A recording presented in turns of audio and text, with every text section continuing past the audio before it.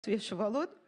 Un es gribu aicināt tagad pirmās paneļas diskutantus pie galda. Ja, tas ir profesors Bērziņš, Mārtiņš Āboliņš, Aiga Rastovskis un Jānis Salmiņš.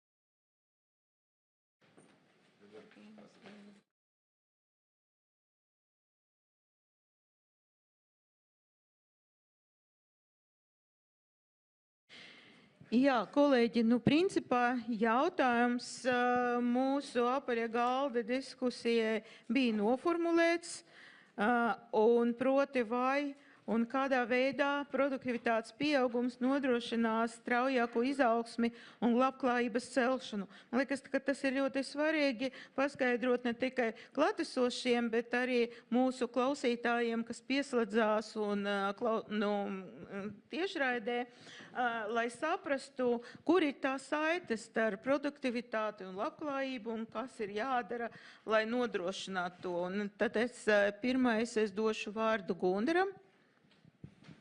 Jā, paldies par jautājumu. Un es tiešām uzskatu, ka šis ir viens no jautājumiem, kuru ir kritiski svarīgi saprast. Un pirmais, ko es gribētu teikt, ka nedrīkst jaukt produktivitāti un darba ražīgumu. Un tas nav viens un tas pats. Mēs varam ļoti, teiksim tā, veiksmīgi un daudz ražot, teiksim, lētu un vienkāršu produkciju un brīnīties, kāpēc mums neaug algas. Mēs varam strādāt ļoti daudz stundas un tik un tā nesaņemt to vēlamo ieguldījumu, jo produktivitātes sadaļā ir ļoti svarīga arī pievienotā vērtība vai cena, par kuru mēs varam pārdot produkciju. Līdz ar to ir jānošķir tas, ka mēs ļoti daudz strādājam, bet nemākam mūsu produkciju pārdot vai eksportēt par augstu cenu. Tas nenozīmē, ka mums būs lielas algas. Un šī ir tā mazā nianse, kur ir svarīgi saprast. Tātad produktivitāte, viens no svarīgiem aspektiem, kā uz to skatīties, ir, cik mēs varam samaksāt. Teiksim, kāds ir ieņēmums vienu strādājošo vai mūsu algu fonds uz vienu strādājošo un cik ir liela peļņa vai EBITDA šiem strādājušiem. Tas būtu daudz precīzāks skatījums uz to, kas tad ir produktivitāte, cik mēs varam samaksāt saviem darbiniekiem un cik mēs varam pelnīt. Un šādā veidā mēs saprotam, ka ja produktivitātes rādītājs ir augsts, tad tas nozīmē, ka mēs varam maksāt šīs lielās algas un mums ir nauda nākošai attīstības ciklam. Līdz ar to tā domāšanai pēc manām domām būtu jābūt tādai, ka lielas algas nodrošina valstī patēriņu, peļņa nodrošina investīcijas, savukārt tirgus izaugsme nodrošina eksports. Un šie visi trīs rādītājs, kas IKP formulā rada šo pieaugumu. Un ja ir pieaugums, ko mēs labi zinām, ka mūsu Latvijas nodokļu sistēma apmēram ģenerē 30%, mazliet ap 31% no IKP, un ko tas nozīmē? Jo straujākā uzņēmums spēja radīt šo pievienoto vērtību, jo lielāks nodokļu maksājums mums ienāk budžetā, un mēs varam viņu pārdalīt par labu tām sfērām, kuras uzskatām par nepieciešamu valsts labklājības pieaugumam. Īsā tas bija tāda īsa atbilde par tēmu. Turpinām ar Mārtiņu. Jā, pēc būtības jau produktivitāte tiešām tas ir, es nezinu, kurš ekonomists to teica, tas nav pilnīgi viss, bet tas ir gandrīz viss, vai ne, kas ekonomikā nosaka labklājību. Un es pilnīgi pievienojos Gundaram, ka produktivitāte ir daudz plašāks termins par to, ko mums varbūt valodnieciski šis vārds izteikt. Tiešām mēs saprastu, cik daudz mēs varam tur stundas laikā vai tur dienas laikā kaut ko izdarīt. Es uz produktivitāti tiešām vairāk skatos uz mūsu spēju nopelnīt nopelnīt globālajos tirgos, jo viena lieta, teiksim, kas man arī šajā pētījumā varbūt nebija uzsvērts, bet tas, ko mēs varbūt skatāmies, piemēram, no ekonomikas viedokļa, ka mēs mēram produktivitāti, mēs redzam, viņi no gadu uz gadu svārstās, vai ne? Vienu gadu aug 10%, vienu gadu aug 0%, un tā kā loģisks jautājums būtu, ko mēs tādu izdarījām, ka vienu gadu mums ir tāds ļoti strauji produktivitātes lēciens un citu gadu nav. Bet tas, kas īstenībā, kuras jau labu laiku es pamanīju lielu sakarību, mūsu produktivitāte aug tad, kad aug pasaules tirgi, tad, kad aug globālā tirdzniecība, ka mums ir iespēja audzēt savu eksportu un nopelnīt vairāk, tad mums parādās produktivitāte un tā kā nosacīti, tā mēs viņu IKP dalot ar norunāto skaitu ieraugam. Kāpēc tas tā ir? Es domāju, ka lielā mērā nav tā, ka mēs produktīvi paliekam vienu gadu un vienu gadu mēs nepaliekam produktīvā. Produktivitātes konstants process. Jautājums, kurā brīdī mēs viņu varam atprečot, kurā brīdī mēs viņu varam realizēt.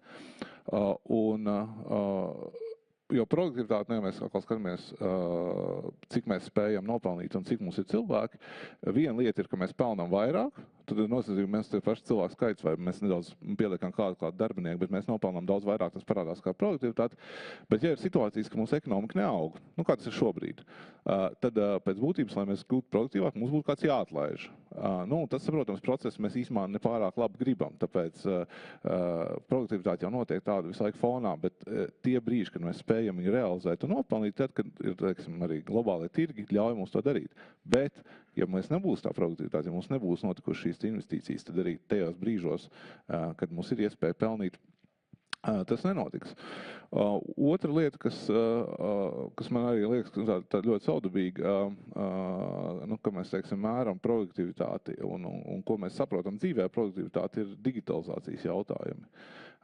Piemēram, mēs paņemsim IT nozari Latvijā un paskatītos pēdējo 10 gadu produktivitāti atkal no IKP, no nacionālā konta puses, vidējais pieaugums ir 0,7% gadā. Ārkārtīgi zem produktivitāte, lai gan mēs saprotam, ka IT nozara īstenībā ļoti būtisks eksporta pieauguma avots bijis. Un te ir tas, ko Gundars teica, šī ir nozara, kas varbūt tādā klasiskā izpratnē, kā mēs mēram produktivitāti, nav kļūst produktīvāk, bet viņi ir spējusi par savu darbu, ar savu ieguldījumu nopelnīt vairāk. Un tas pats attiecas, es domāju, uz daudzām digitalizācijas lietām, piemēram, finanšu nozara, atkal mēs mēram IKP izteiksmē produktīvāk, ir stipri maz kļūst. Bet man pašam esot finanšu nozares iekšienē, redzot, cik daudz ir bijuši dažādi digitalizācijas jautājumi. Mēs faktiski šobrīd varam daudz kur iztikt bez bankas klātienē, viss ir mobilajā, vai ne? Digitalizācija notikusi.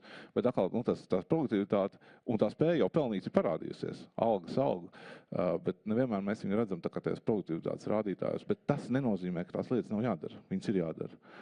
Un tas, ko mums vienkārši jāsaprot, ka produktivitāti mēs ieraugam dažādos arī aspektos. Paldies. Un kāds ir uzņēmēja viedoklis, Aigars? Jā, es te nesacentīšos ar profesionāliem ekonomistiem, es tādā ļoti vienkārši cilvēciskā valodā. Respektīvi, tas ir tas cilvēciskais līmenis, personas līmenis, produktivitātē, uzņēmuma līmenis un valsts līmenis, 3 apskatīšu. Es kā uzņēmējs, teiksim, jo kaut kur mums mēģina sabiedrība iestāstīt, ka tur daudz smagi jāstrādā un tad būs viss forši. Es kā uzņēmējs, savu laiku strādāju smagi, bet patiesībā es šodien varu nestrādāt. Jo tas, ko es šobrīd nodarbojos, man tas ir hobijs. Es par šo amatu, ko es LTRK daru vēl, es nekādu ienākumu nesaņemu. Es vispār, kā saka, varu teikt tā, sava ienākuma virzienā vairs nestrādāju. Varbūt strādāju, varbūt, 10 minūtes dienā vai 20 minūtes dienā, tāpēc, kad es izveidoju savu biznesu, un mans bizness ģenerē man ienākums. Daudz lielāks nekā lielākai daļai sabiedrības, kas strādā savām dienām, tur 10 stundas dienā. Tad tas ir tā uzņēmēja dimensija, patiesībā tie veiksmīgi uzņēmēji, kas ir izveidojuši uzņēmumus, viņi ir ļoti produktīvi, tāpēc, kad viņi kaut ko ir izveidojuši un tā sistēma pati strādā, jo tad nāk tie ienākumi. Tas ir tādā cilvēka līmenī, ja, un vienkārši tas tā bišķi provocē, ja. Nākamais ir šis uzņēmuma līmenis, un te jau kolēģi apskatīja, kas saka tieši tā. Viena lieta ir kaut ko ražot, tur varbūt ļoti gudru un tādu. Nezinu, piemēram, šo pašu mikrofonu, kā es saražojis. Bet tad ir jautājums, kā tas mikrofons tiek iepakots, kā viņš tiek pārdots, vai teiksim, šī kompānija spēj ielausties, vai strādā tikai vietējā tirgo, vai viņi spēj ielausties tur 50 pasaules tirgos. Tas jautājums ir, virkni tie pārdošanas elementi, dizaina elementi, kaut kādi vēl citi elementi, jā. Ja varbūt divas identiskas preces, jā, viens uzņēmums viņu nejēdz pārdot, viens viņu māk pārdot, iepakot un tā tālāk, jo tur arī iekšā ir tā produktivitāte, jā. Un nākamais ir valsts līmenis, kā mēs radam to vidi, lai gan šīs personas varētu būt veiksmīgas, lai varētu šie uzņēmīgie cilvēki šos uzņēmumus veidot Latvijā, tieši Latvijā, jā, lai viņi to enerģiju, jo šobrīd jau, es arī šobrīd dažādu iemeslu dēļ, es, teiksim, uztaisīju kompāniju Spānijā un tā tālāk, tur dažādi iemesli ir, jā, tāpēc, kad, ir kaut kādas lietas, kas šeit neapmierina, jā, un es esmu brīvs cilvēks, jā, un tad ir jautājums, piemēram, par produktivitāti runājot. Man vakar zvana mans draugs depo, kā saka, lielākais īpašnieks Andris, viņš saka, klausies, man tūlītās, jūs zināt, visi brauc uz lidos, tur tas lielais, tas šķūnis taisās depo. Viņš saka, viņam, kā saka, Rīgas doma ir uzspiedus to krustojumu pārbūvēt, tagad beigals ir pabeigts, viņš tev varēs taisīt vaļā.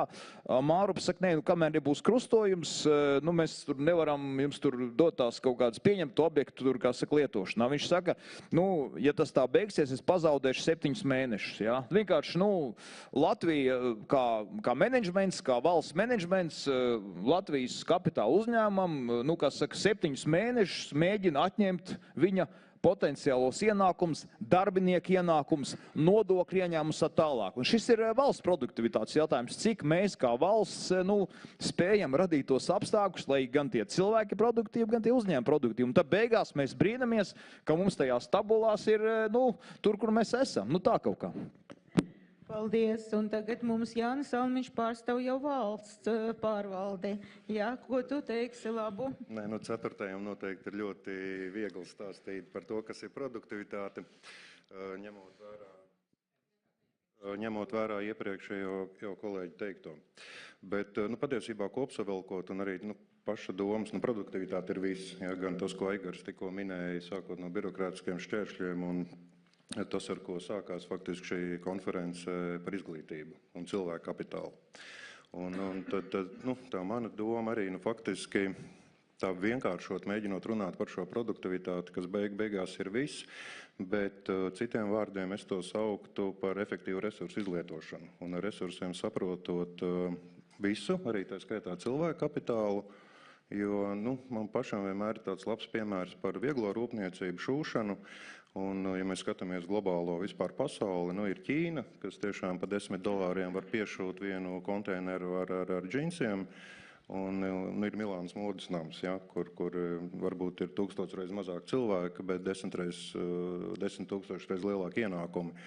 Un, faktiski tas ir tas stāsts, jā, ar ko mēs Latvijā nodarbojamies, kāda ir nozara struktūra, kā notiek šīs pārmaiņas, kā mēs nodrošinām arī darba spēku augošajām nozarēm, ko arī skatoties ziņojumā, mēs redzam, tā pārēja, diemžēl, ir ļoti lēna. Un, arī no politikas veidotāju puses, tas kā tu iemet, jā, pēc tā krustojuma, par ko runāja Aigars, bet man liekas, tas ir fundamentāli arī daudzās tēmās, gan nodokļos, gan tai pašā cilvēka kapitālā, un citās tēmās ir tas dialogs un tā vienota izpratnē, ka mēs to produktivitāti vienādi arī saprotam, un es domāju, tad arī būtu daudz ražīgākas sarunas un iespējams arī ātrāk tikt uz priekšu. Jā, pirmais rauns, mēs tā kā esam noslēguši pirmo raundu, bet man ir nākamais jautājums. Ņemot vērā, kā tas ziņojums tiks iesniegts valdībai un kā mums tā direktore no Eiropas komisijas Žeraldīne iesaka, ka mums principā vajag arī kaut kādu follow-up. Tā kā ja valdība tiešām pieņems mūsu ziņojumu, tad pēc kāda laika valdība ir jāpasaka, kas ir izdarīts. Tā, ko mēs esam rekomendējuši. Un tad es gribu vēlreiz pāriet pie rekomendācijām. Mēs, kā jūs zināt to, kā es jau teicu sākumā, ziņojums ir gatavs projekta veidā, bet mēs vēl formulēsim rekomendācijas. Ja? Viņas ir noformulētas apmēram, kā drafts, bet mēs gribam tomēr pilnveidot. Un jautājums jums, Ko jūsuprāt vajadzētu obligāti iekļaut tajā mūsu ziņojumā, ko mēs varam valdību rekomendēt? Tagad iesim, ne, tajā pat secībā, jo tu pats, tev ir interešu konflikts. Tātad, Gundara, lūdzu. Nu, vēl papildinot iepriekš minēto, tad produktivitātes viena no tādiem vienkāršiem veidiem, kā tiešām viņu saprast, nu, lai mēs varētu viņu apkopot, tad ieņēmums vienu cilvēku ražošanas vai uzņēmējdarbības procesā vienā laika vienībā. Nu, tas būtu svarīgi šo laika vienību, jo tas, to, ko Aigars teica par krustojumu, tas ir uz ieņēmumiem un laikam arī ir svarīgs. Laiks kā faktors ir ļoti svarīgs produktivitātes vispār noteikšanā. Bet runājot par rekomendācijām, tad mans tāds ļoti liels ieteikums, ko mums arī šoreiz varēja labi redzēt mūsu piedāvājumā, ir tomēr skatīties uz jautājumu kompleksi. Un papildināt šīs rekomendācijas būtu nepieciešams pateikt, ka, piemēram, tādi idejas, piemēram, par nodokļu reformas izmaiņām ir jāliek kopā ar attīstības finansējuma aktivitātēm, jo mēs tikai izdarīsim to jau, profesors Steinbuch minēja, tikai koncentrēsimies uz, piemēram, vienu izmaksu samazināšanas sadaļu, kas ir nodokļos. Pēc tam, bet tai pašā laikā būtiski palielināsim izdevumus, piemēram, par enerģētikas, tad ietekme uz produktivitāti gandrīz nebūs nekādas.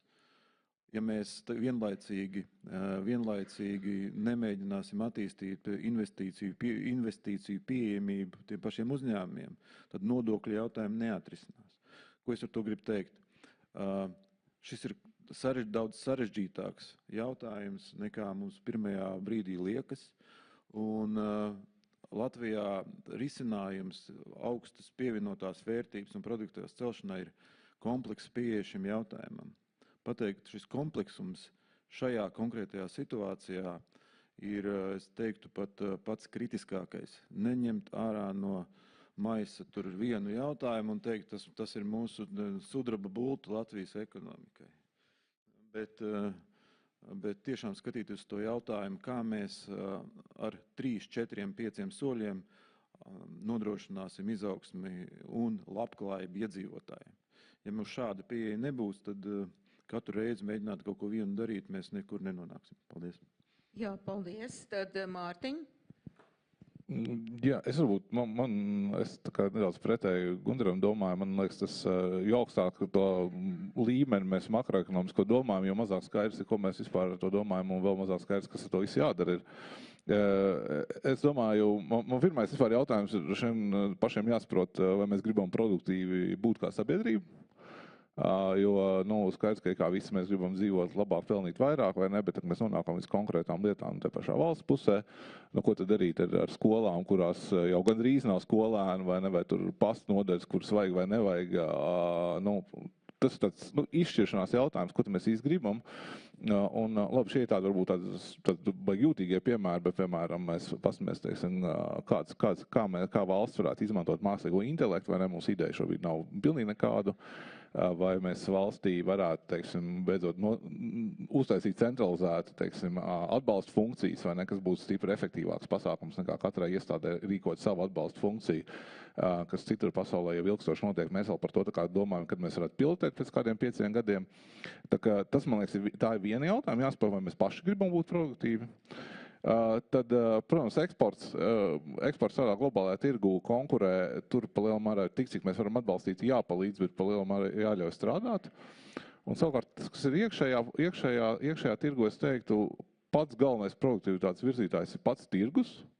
Tas, kur valstī ir jādara viss, lai noņemtu nevajadzīgos šķēršus, un vienlaiks arī pārāk nepārdzīvot par to, ja kāds no tirgus aiziet, kāds uzņēmums nomirst, jo radīsies vietā citu un visticamāk efektīvāk. Un tā ir atkal, piemēram, tā sajūta par Liepāju, kas mums pēdējā laikā ir izcēlusies, ka tāds labs piemērs, kas ir ar lielu, teiksim, ar izaugsmu, varētu teikt, arī ļoti produktīvu izaugsmu. Diezin vai, ka šī vadienas Liepājas stāsts mums eksistētu, ja mēs pirms 10 gadiem mums būtu bijuši līdzekļi izglābt Liepājas metalurgu. Un to kaut kā pie dzīvības noturēt. Savā ziņā labi, ka mums to līdzekļu tajā brīdī nebija, Un te varbūt tie pirmie gadi nebija pārāk viegli, bet šobrīd mēs redzam to, ka ļaujot tirgumu attīrīties no neefektivitātes, vietā rodas daudz cits iespējas, vai ne? Un dažkārt tas drosmīgākais lēmums ir neko nedarīt. Tātad rekomendācija ir neiejaukties un nedarīt, jeb tomēr iejaukties un kaut ko darīt. Nedarīt, nejaukties Neko tirgu. Ļoti kritiski ir jāizvērtē tās vietas, kur mēs gribam jaukties tirgū. Skaidrs, tātad valdībai īstenībā vajag netraucēt, vai ne? Mūsu ieteikumi, mēs padomāsim, kā to noformulēt diplomātiski. Tā, lūdzu, Aigari, ko uzņēmējs domā par mūsu ieteikumiem valdībai? Jā, par cik mums pieslēgumā bija arī šeit kolēģi no Briseles, ja, tad es arī bišķi to Eiropas dimensiju. Man tas gods ir no šī gada būt Eurochambers, kas ir Eiropas kameru asociācija, kuru pārstāv 20 miljonus uzņēmumu prezidenta vietniekam. Un mēs pagājuši gadu novembrī bijām Briselē, tajā Eiropas parlamenta ēkā, kur parasti sēž Eiropas parlamenta deputāti. Mums bija Eiropas uzņēmēju kongress, un mēs tur pieņēmām manifestu. Un manifestu nosaukums ir, tas ir vērsts uz Eiropu, Getting Back to Business. Un paturpināt to, ko saka Mārtiņš, vienkārši jāatgriežās ir pie daudz, uz biznesa orientētāku politiku. Jo globāli skatoties, un tas jau parādījās arī virkni slaidos, Eiropa atpaliek no daudziem reģioniem, īpaši no Amerikas. Un tās galvenās lietas, ko mēs manifestā iekļāvām, respektīvi, uz ko ir jāpērš uzmanība, tad uz to Eiropas ekonomikas globālo konkurentspēju, uz to, kad mums jājauc nost ar iekšēni Eiropā visu šīs barjeras un tās idejas, ka vajag kaut kādu tirgus protekcionismu, viss tas ir vienkārši ir virziens faktiski uz nekonkurentspēju, jo īpaši mazam biznesam ir grūti ieiet, teiksim tā, noscīt no Latvijas skatoties citos tirgos, vai tā ir Vācija vai Zviedrija, tur ir barjeras, ja, bet ja mēs neuztveram kā vienotu tirgu, ja, tad būtu jābūt tā, ka visā Eiropas tirgu, kas ir 500 miljārdu liels, ir jābūt vienādam tādam tā kā spēles laukumam, ja. Nākamais moments ir zaļais kurs, tomēr tur tai pieeja jābūt ir tādai, kad, ejam tai virzienā, bet visu laiku skatāmies, vai mēs globāli konkurentspējā nezaudējam, tad ir tas skills gap un tā. Bet nobeidzot, ar savu tādu īso uzstāšanos paturpināt to, ko Mārtiņš saka, es iesaku visiem noklausīties vai izlasīt šī te jaunievēlēta Argentīnas prezidenta uzrunu Davos fórumā un Javieris Milejs, un es te vienu tad izvilku vienkārši, tur daudz viņam tādu citātu spēcīgi ir, bet te viņš saka tā, tas ir pats uzrunas sākums. Šodien es esmu šeit, lai jums pateiktu, ka rietumu pasauli ir apdraudēta, un tā ir apdraudēta, jo tie cilvēki, kuriem būtu jāizstāv rietumu vērtības, ir pieņēmuši tādu pasaules redzējumu, kas nenovēršami ved uz sociālismu un attiecīgi uz nabadzību. Pārāk daudz sociālisma.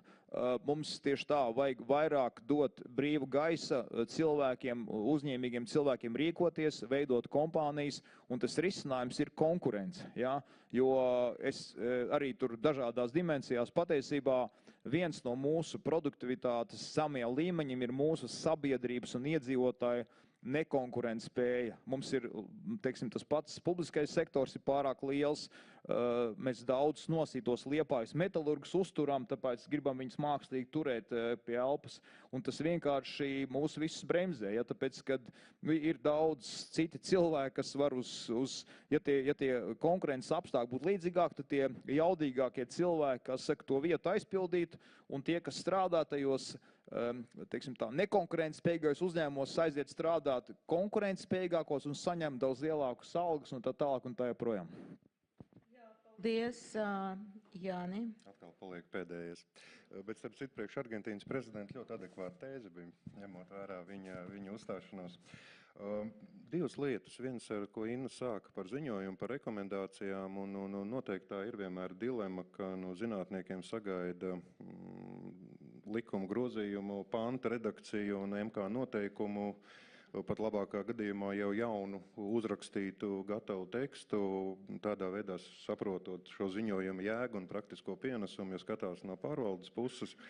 Bet tā ziņojuma jau loma un funkcija, jau tas, ko Gundars pieminēja, nodefinēt, cik milzīgs ir šis maiss, kurā ir tie visi pasākumi, ko nedrīkst vilkt ārā pa vienam, un kāds ir tas spēles rāmis, un faktiski tāda rokas grāmata gan ierēģiem, gan politiķiem, kā skatīties uz šo visu problēmu kopā, un tad reflektējot uz Mārtiņu un Aigara minēto, manuprāt, mums arī sabiedrībā, vai ne sabiedrība, vai teiksim, administrācija un uzņēmēji, tomēr ir ļoti liela neusticības krīze, un no vienas puses šis pārregulējums, jo vieni uzskata, ka otri izdarīs ne tā, bet man nav arī uzreiz gatava atbildi, kā šo pārvarēt, bet es domāju, tā tomēr arī ir ļoti, ļoti fundamentāla problēma, lai nonāktu līdz tam, ko Aigars minēja, ka stipri liberālāka pieeja un daudz lielāka vaļas ļaušana uzņēmējiem, jo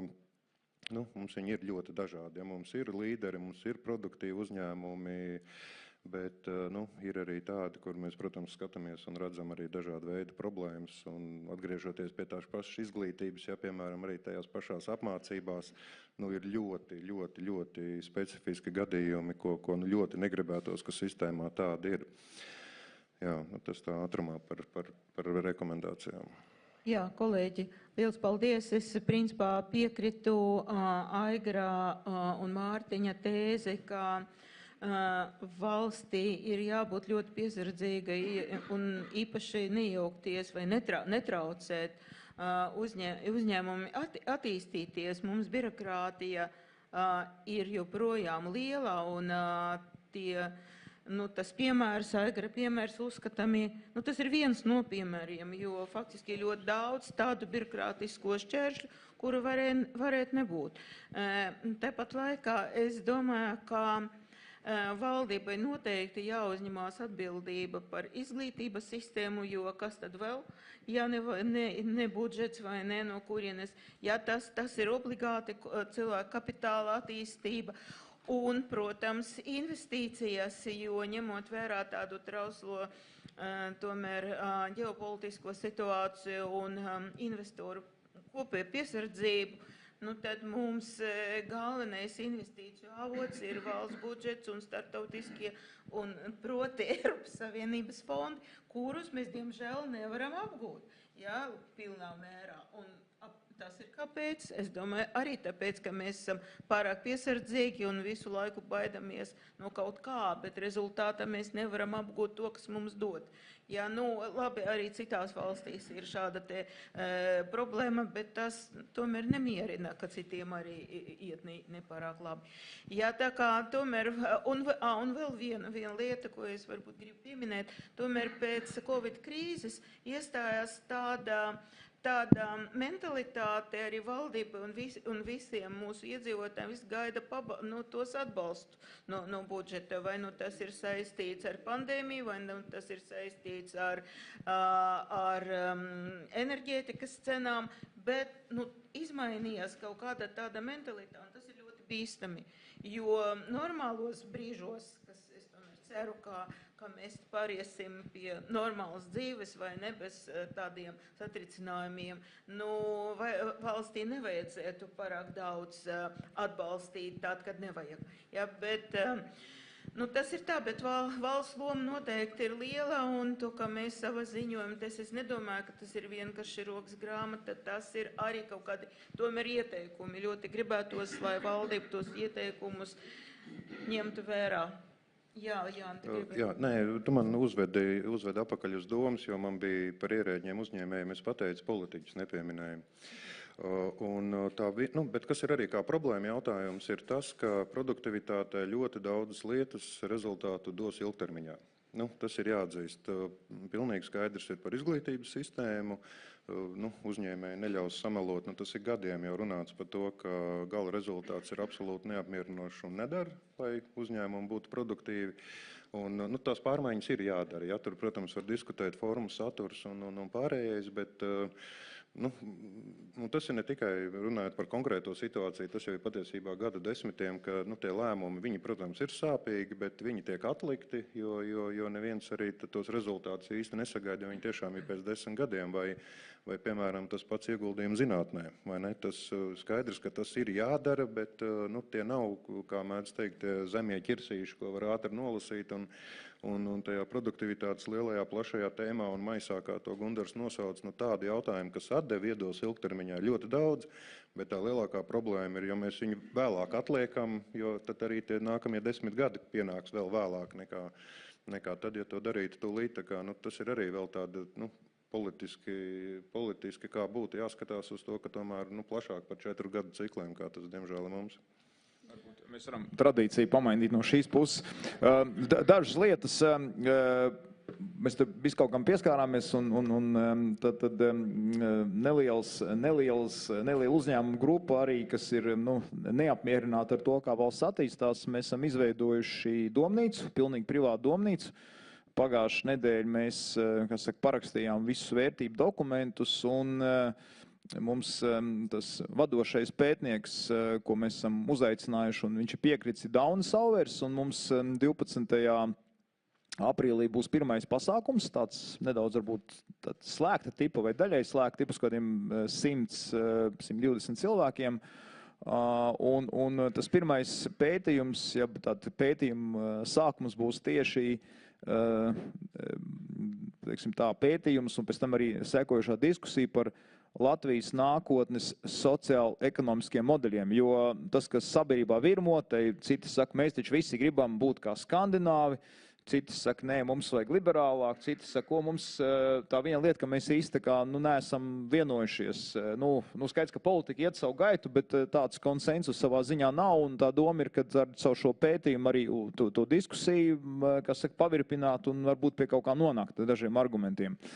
Tad bija šeit tēze par izglītību, ka tur valstī viss ir jāuzņemās. Valsts te uzņēmās 30 gadus par izglītību. Ja? Un atkal jautājums, kāpēc nevar privātiem dot lielāku šo te iespēju tur tajā visā startēt iekšā. Tā arī diskusija ir dažādās pasaules valstīs, ir dažādas modeļi. Piemēram, ja, Amerikā tur, ne tuvu ne valsts visu dara izglītībā. Ja? Un mēs skatāmies, tais pašās topos, tur, ir arī privātie. Ja? Un, tās ir tādas tēmas, kur nav kaut kas līdz ar to ir ļoti. Es domāju tā, ka mums, acīm redzot, ir jābūt godīgiem, mums jāpastāsta, ka mēs tomēr šos te, pēc neatkarības atgūšanas mēs esam būtiski auguši, bet kaut kur mēs esam iestagnējuši kaut kādos pēdējos 15 gados. Un, acīm redzot, tai diskusijai jābūt ir tā, ja mēs darīsim tāpat kā līdz šim, nekas nemainīsies. Tad mums jābūt ir sarunai, kā mums ir kaut kā jādarbojās, kā sabiedrībai daudz produktīvāk, lai rezultāti būtu labāk. Jā, apsveicu ar jauno domnīcas izveidi, jo mums Latvijā tiešām pietrūkst vispār tāda intelektuālā elite, kas varētu veidot priekšstatus un scenārijus par mūsu ilgadēju attīstību. Es ceru sadarboties un apvienot spēkus kaut kādos projektos. Mārtiņ? Es domāju, ko es to varētu pielikt. Man liekas, ka tā viena lieta ir arī panākt tādu kopīgu vienošanos, ka tas ir jautājums, tajā pašā jautājumā par valsts šķēršļiem, vai to, ka valsts ekonomikā nejaucās, vai ne. Mums atkal ir kaut kāds konsensus jāpanāk par to, ka pirmkārtām tie šķēršļi ir par daudz, birokrātijas ir par daudz, un ka mums jāsāk mazināt, jo citāk ja mēs mēģinām iet ar kaut kādu ideju, kas ir jādara, bet īstenībā mums nav tādas vienprātības, ka tā vispār ir problēma, ne, tad mēs neko nesākam darīt, mēs tikai diskutējam, vajag vai nevajag, vai ne, kā mēs to izmērīsim. Domāju, tas viens arī, un ko šādu veidu, ko šeit mēs varam ziņojumā pienest, ir virzīt uz to konsensusu, ka vispār tā ir problēma, un ka tas ir jāskatās un jārisina, un ka tam ir jābūt dienas kārtībā valdībai, tam ir jābūt dienas kārtībā sabiedrībā. Es arī gribētu teikt, ka šajā diskusijā diezgan skaidri iezīmējās viens jautājums, par ko mēs esam vienojušies un ko neesam vienojušies. Un viena lieta, par ko mēs noteikti neesam varbūt vienojušies, par to, cik liels sabiedrībā īstenībā ir pieprasījums pēc visa noregulēšanas. Sabiedrībā ir liels pieprasījums, lai viss būtu noregulēts. Un tā, zinām, mērā valdība atspoguļo šo pieeju, un mēģina visus realitāti aprakstīt ar normatīviem aktiem. Kā rezultātā, kad mēs mēģinām realitāti aprakstīt ar normatīviem aktiem, mēs iegūstam ļoti precīzes, bet nepilnīgu realitātes aprakstu. Kā rezultātā mums nepārtraukti nepieciešami ir izņēmumi no šīs apraksta. Kā rezultātā mēs iegūstam milzīgu laika patēriņu, milzīgu neproduktivitāti un iegūstam situāciju, kurā mums ir jālabo tas, ko mēs esam uzrakstījuši. Visi ir nodarbināti, bet rezultāti nav. Un šī diskusija, kad varbūt mums jāpāriet uz to, ka mēs normatīvos aktos atspoguļojam principus. Un ja mēs iemācītos veidot normatīvos aktus, kas balstīti principos, tas īstenībā paver tiem uzņēmējiem radošumu un spēju rast šo principu ietvaros un ierobežojumu ietvaros risinājumus jau atkarīgi, kas ir atkarīgi no pašu izdomas. Tas ir viens ieteikums. Un otrs ieteikums varbūt mums ziņojumā būtu jāpapildina ar sadaļu par tirgus nepilnībām. Jo viena lieta ir nejaukties tirgu, bet ja ir būtisks tirgus nepilnības, tad nejaukšanās tirgu faktiski problēma nerisina nemaz. Un jautājums, kā izmērīt, kur ir tirgus nepilnība, un jaukties tikai tur, kur tas ir nepieciešams, tas jau ir zinātnieka īstenībā uzdevums saprast, ka